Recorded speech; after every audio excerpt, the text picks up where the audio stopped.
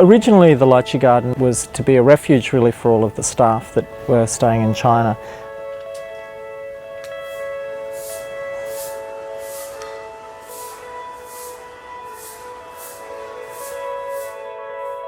It grew into something of an experiment that we've now had 7 years of experience with.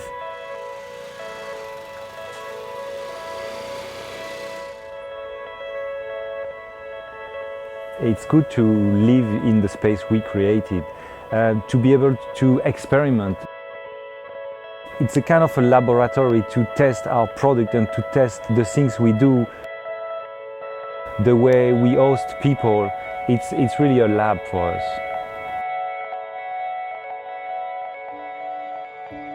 One of the main things that Halo is known for is about the authenticity of the materials. We reclaim a lot of timber and stone and reuse it and repurpose it in different ways. The buildings were all constructed using reclaimed bricks from a local village, reclaimed timbers for the interiors. We positioned the buildings so that they didn't disturb the existing lychee trees, which have now made them even more integrated into the forest. And we've added our own vegetable gardens around the buildings.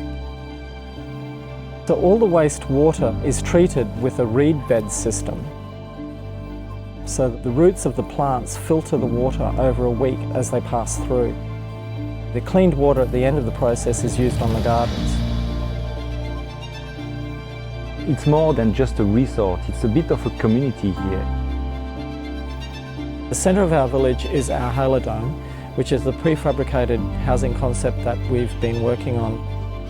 It can ship to any part of the world in 3 containers. We like luxury and glamour, but we also like very authentic material, and we like the timeless simplicity coming from the material itself.